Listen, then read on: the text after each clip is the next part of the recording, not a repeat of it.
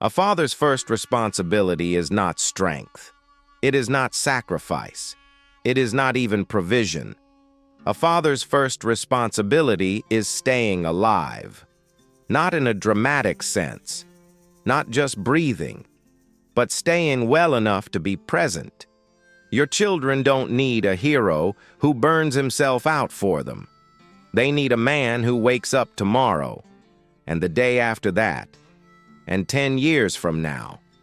Every time a father ignores his health, he is making a quiet bet. A bet that his body will hold on a little longer. A bet that fatigue, pain, high blood pressure, poor sleep, and silent warning signs can be postponed. But children don't experience this as a medical issue.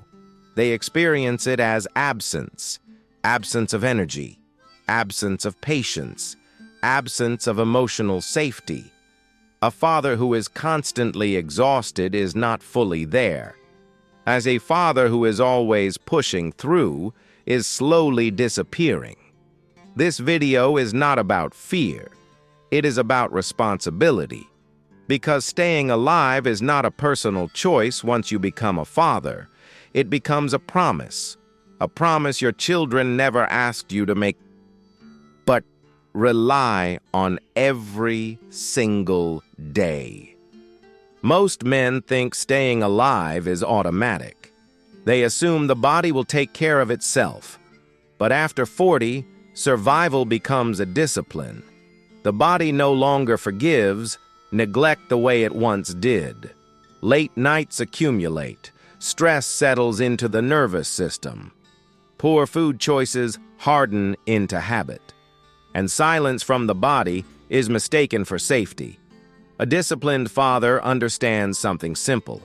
Health is not maintained by intensity. It is maintained by consistency. Going to bed on time is discipline. Eating before hunger turns into anger is discipline. Walking instead of collapsing on the couch is discipline. Seeing a doctor before symptoms become emergencies is discipline. None of this looks impressive. No one applauds a man for drinking water. No one notices when he chooses sleep over one more hour of work. But this is how staying alive actually works. Most fathers don't collapse suddenly. They fade. They become tired men who are still functioning. Men who are present in the room but absent in energy. Men whose patience runs out faster each year. Discipline here is not about control. It is about protection. When a father protects his body, he is protecting his ability to show up calmly, to respond instead of react, to be steady instead of irritable. Staying alive is not passive. It is a daily decision, made quietly, repeatedly, without drama. And that decision shapes the man his children experience every day. When a father neglects his health, the damage is rarely loud. There is no single moment when everything breaks. There is a slow erosion. Energy disappears first, then patience, then emotional availability. He starts snapping at small things. Noise feels heavier. Questions feel like pressure. The children don't know why. They just feel the change. A tired father becomes unpredictable, not because he is cruel, but because he is depleted. Health neglect turns ordinary days into strain. Even weekends don't recover him anymore. Rest stops working because the body is overloaded, not just tired. Over time, the home adjusts. Children learn when not to talk to him. They read his mood before speaking. They lower their needs to avoid triggering his exhaustion. This is not intentional harm, but it is real impact. A father may believe he is sacrificing for his family. But from the child's view, the sacrifice looks like distance. And there is another cost. A man who ignores his health teaches silently.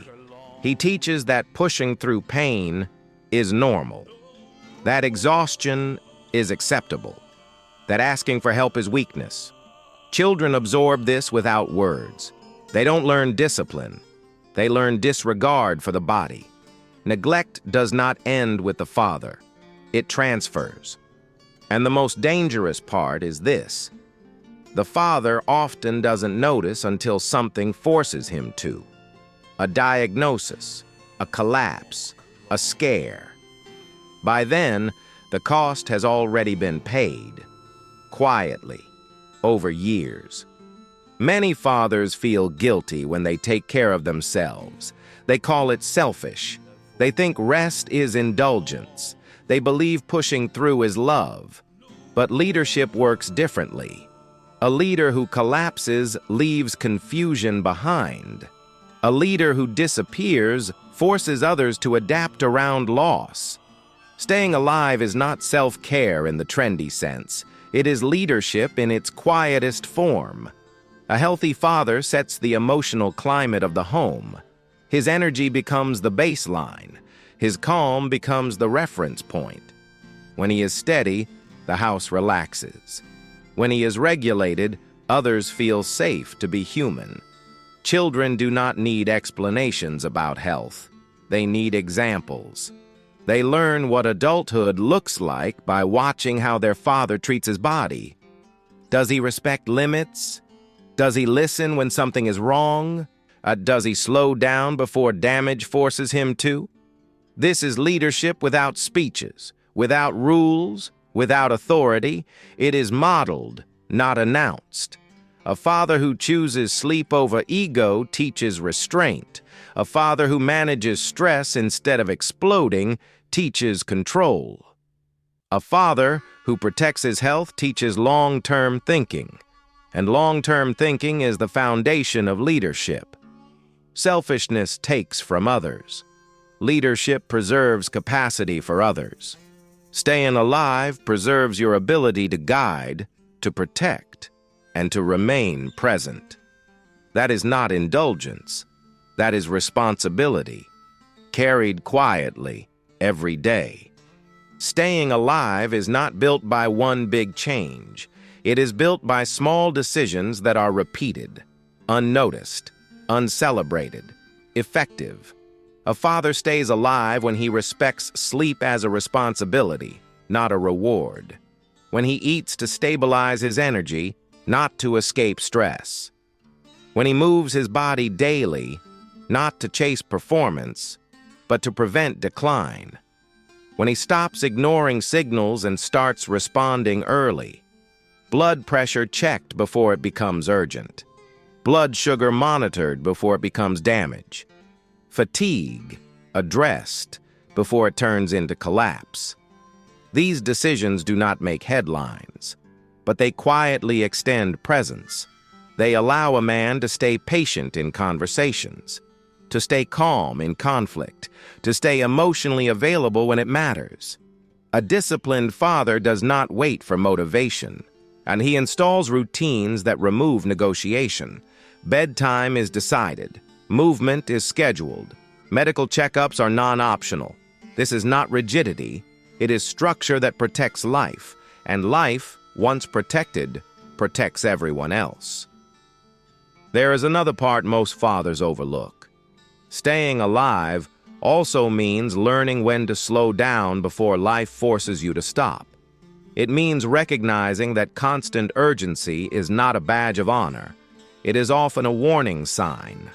A disciplined father learns to leave margin. Margin in his schedule. Margin in his energy. Margin in his nervous system. He does not fill every hour with obligation. He understands that recovery is not wasted time. It is maintenance. He learns to say no earlier, to step back before resentment builds, to choose sustainability over short-term output. This kind of discipline looks quiet from the outside, but internally, it changes everything. A man with margin breathes differently, listens more fully, responds instead of reacting, and his children feel it. They feel a father who is not always rushing, not always tense, not always one problem away from shutting down. Staying alive is not about doing more right. It is about doing less wrong, consistently. And that restraint is what allows a father to remain steady for the long road ahead.